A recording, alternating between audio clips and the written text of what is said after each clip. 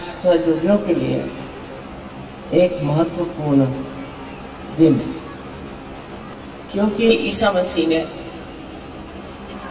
दिखा दिया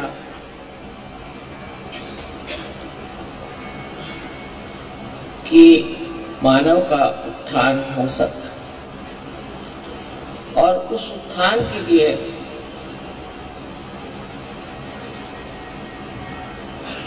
हमें प्रयत्नशील रहना चाहिए। जो उनको क्रूस पे चढ़ाया गया उसमें भी एक बड़ा अर्थ कि क्रूस पर टांगकर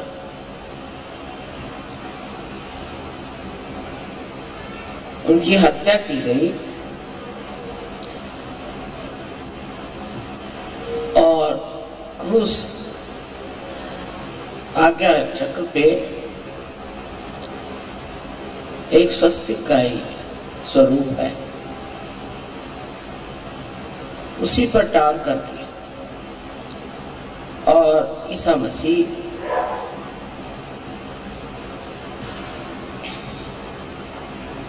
वहीं पे गत प्राण।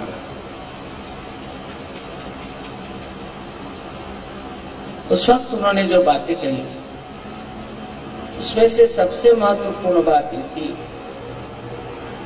कि उन्होंने कहा कि मां का इंतजार, मां की ओर नजर करो। उसका अर्थ कोई कुछ भी लिखा है,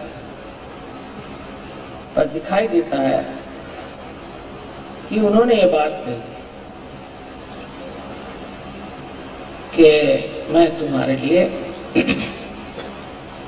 एक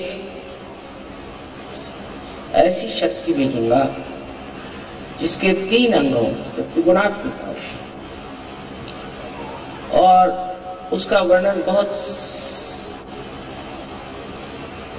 सुंदरता से किया है कि एक शक्ति होगी वो आपको आराम देगी। आराम देने वाली शक्ति हमारे अंदर जो है वो है महाकाल की शक्ति, जिससे हमें आराम मिलता है, जिससे हमारी बीमारियां ठीक होती, जिससे अनेक प्रश्न जो हमारे भूतकाल के हैं वो सही हो जाते हैं। दूसरी शक्ति उन्होंने दी थी, जो भेजी उन्होंने, वो थी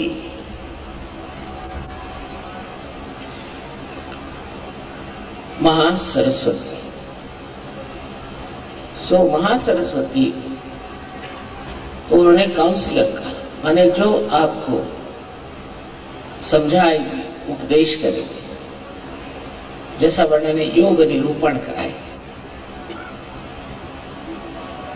यह दूसरी शक्ति से, जिससे हम ज्ञान, सूक्ष्म ज्ञान को प्राप्त होगा। और तीसरी शक्ति महालक्ष्मी की, जिससे कि हम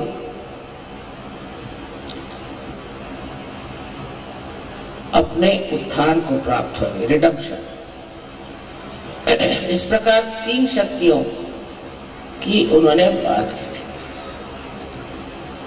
और बुद्ध ने भी कहा था कि मैं तुम्हें मात्रया भेजूं, माने 3 तरह की मां,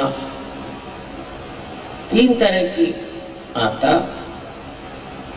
या माताएं एकत्रित आएंगी। मात्रया लोगों को समझा मात्रया क्या होता है, मैत्रेया करती है। ये जो मात्रया थी ये एक साथ आदिशक्ति में ही हो सकती, और आदिशक्ति को उन्होंने कहा तो जरूर होगा कि प्राइमोर्डियल मदर, लेकिन जिन्होंने बाइबल को ठीक किया उन्होंने उसको होली घोस्ट बना दिया। और उसके जगह एक कबूतर बना दिया, क्योंकि जिन्होंने बाइबल को ठीक किया उनको स्त्री जाति से बहुत नफरत थी और वो विश्वास ही नहीं कर सकती कि कोई स्त्री भी कोई ऐसा ऊंचा कार्य कर सकती थी। उस नफरत के कारण उन्होंने उसका रूप अजीब सा बना दिया, होली घोस्ट। और दूसरी बात कही कि वो एक कबूतर, कबूतर का मतलब है कि वो एक शांति की दूत हो, लेकिन स्त्री की बात ही नहीं कि वो कोई स्त्री होगी या नारी होगी। और अपने शास्त्रों में कहा गया है कि सहस्त्रारे महामाया, तो वो महामाया स्वरूप होंगी, लोग उन्हें पहचान नहीं पाए। पहचानने के लिए भी आपको आत्म साक्षात्कार लेना पड़ेगा। अगर आपने आत्म साक्षात्कार नहीं लिया तो आप पहचान ही नहीं सकते।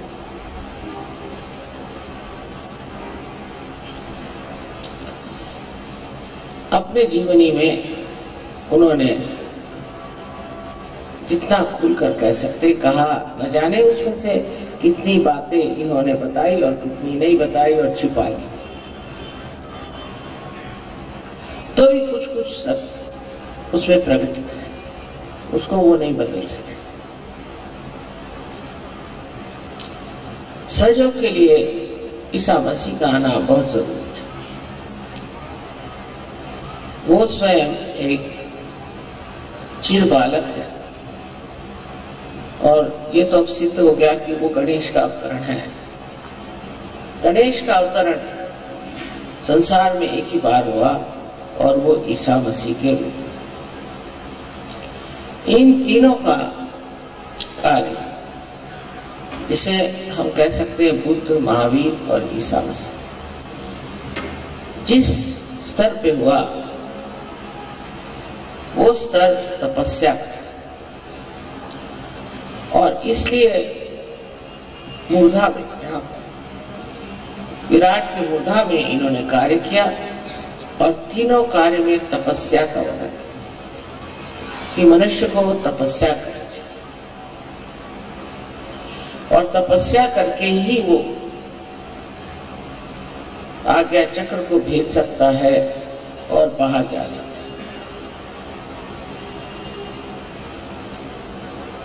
आज्ञा चक्र का भेद होना अत्यावश्यकता नहीं, तो उसके बगैर आपकी कुंडलिनी ऊपर उठ ही नहीं सकती थी। आज्ञा चक्र का भेद ईसा मसीह के उत्थान से, रिजरेक्शन से हुआ। पहले उनकी मृत्यु हुई और उसके बाद उनका उत्थान हुआ। सो हम लोगों के लिए एक बड़ा भारी संदेश ईस्टर में है कि ईसा मसीह के उत्थान के कारण ही हम लोगों ने इस उत्थान को प्राप्त किया। सबसे मुश्किल चक्र है इंसान में, मनुष्य में, आज्ञा चक्र, क्योंकि मनुष्य हर समय सोचते रहता है, सोच सोच के उसके सर में एक मन की बुलबुले की स्थिति बन जाती है और उससे वो परे नहीं जा सकता, विचारों से परे नहीं जा सकता। जब आज्ञा का भेद होता है तभी आप विचारों से परे जाते हैं। इसलिए ये कहना चाहिए कि अगर ईसा मसीह ने अपने प्राण दे करके और आज्ञा से उत्थान नहीं किया होता तो सहयोग मुश्किल हो जाता। कार्य तो सभी अवतरणों ने किया अपने अपने स्थान पे, अपनी अपनी जगह, अपने अपने समय पर, लेकिन जो कार्य ईसा मसीह के उत्थान से हुआ ये बहुत ही कमाल की चीज थी। इसीलिए आज्ञा का खोलना कोई मुश्किल चीज नहीं, आज्ञा से ऊपर उठाना कोई मुश्किल चीज नहीं। जितने गुरु हो गए, बड़े बड़े महान गुरु, उन्होंने बहुत कार्य करे।